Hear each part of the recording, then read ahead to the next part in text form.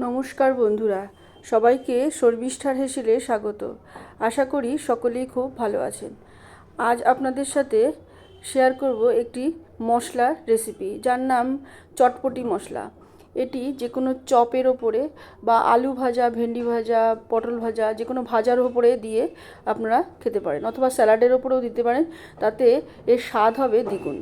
এটি করতে কি কি লাগছে প্রথমে বলে দিই। লাগছে জিরে 1 টেবিল স্পুন, মৌরি 1 টেবিল স্পুন, মেথি 1 টেবিল স্পুন, পাঁচফোড়ন 1 টেবিল স্পুন, ধনে, গোটা ধনে লাগছে 1 টেবিল স্পুন, এবং এছাড়াও লাগছে 7-8টা শুকনো লঙ্কা। যেহেতু চটপটি মশলাটা একটু ঝাল হবে, সেই জন্য শুকনো লঙ্কার পরিমাণটা একটু বেশি।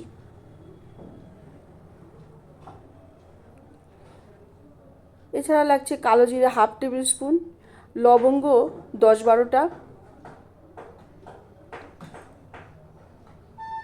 বিট নুন 1/2 টেবিল স্পুন, আর গোলমরিচ লাগবে এখানে 1/2 টেবিল স্পুন। মানে এমনভাবে নেবেন যেটা 1/2 টেবিল স্পুন গুঁড়ো করলে 1/2 টেবিল স্পুন হয়। আর রাঁধুনি হচ্ছে 1/2 টেবিল স্পুন। এবার কড়াইতে একটু গরম হয়ে গেলে দিয়ে দিতে হবে শুকনো লঙ্কাগুলোকে, এবং এই সময় লো মিডিয়াম ফ্লেম রাখবেন। শুকনো লঙ্কাগুলো থেকে যখন ঝাঁঝালো গন্ধ বেরোবে, একটু ফুলে ফুলে উঠবে, তখন বুঝবেন এটা বেশ খানিকটাই ড্রাই রোস্ট হয়ে গেছে। কিছুটা ড্রাই রোস্ট হওয়ার পরে দিয়ে দিতে হবে জিরেটা দিয়ে 2-4 বার নেড়ে দিয়ে দিতে হবে গোটা ধনে দিয়েও ওরকম 2-4 বার নেড়ে নিতে হবে। তারপর মৌরি, মেথি, পাঁচফোড়ন এগুলো দিয়ে নাড়তে হবে যতক্ষণ পর্যন্ত এটা থেকে একটা চটর পটর শব্দ না হয় এবং একটা সুন্দর ফ্লেভার না আসে। সবসময় কিন্তু লো মিডিয়াম ফ্লেম রাখবেন।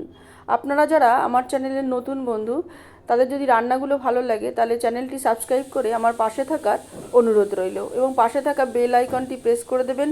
তাতে নোটিফিকেশানগুলো খুব সহজেই আপনাদের কাছে পৌঁছে যাবে।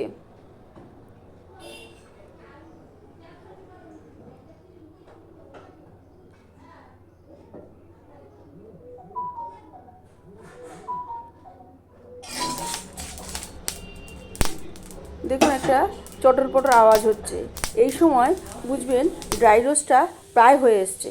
এই সময় দিয়ে দেবেন গোলমরিচ। এই সময় একদম লো ফ্লেম রাখবেন।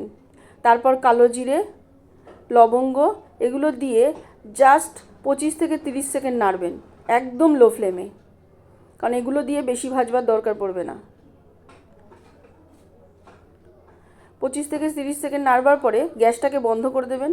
তারপরে দেবেন রাঁধুনিটা কখনোই আগুনের পরে রেখে দেবেন না। কড়াইতে বা পাত্রে যে গরমটা থাকবে তাতেই কিন্তু রাঁধুনিটা ড্রাই রোস্ট হয়ে যাবে। আর দিয়ে দেবেন নুনটা, এতেই কিন্তু সুন্দর ফ্লেভার আসবে। এরপর মশলাটাকে একটা পাত্রে রেখে ঠান্ডা হতে দেবেন।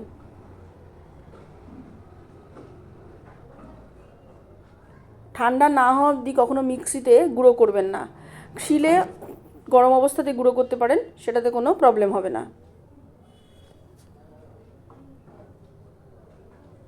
আপনারা যদি আমার চ্যানেলে খেয়াল করে দেখবেন, আরও অনেক মশলা রেসিপি আছে, যেমন ভাজা মশলা, গরম মশলা, এগুলো দেখতে চান তাহলে ডেসক্রিপশান বক্সে আমি লিঙ্ক দিয়ে দেবো, আপনারা সেটা দেখে নিতে পারেন। এবার মিক্সিতে দিয়ে এটাকে গুঁড়ো করে নিতে হবে। এবার একটা এয়ারটাইট কন্টেনারে করে আপনারা নর্মাল ফ্রিজে এটাকে রেখে দিতে পারেন 4-5 মাস, বা বাইরেও কিন্তু 4-5 মাস এটা ভালোই থাকবে, কোনো অসুবিধা হবে না।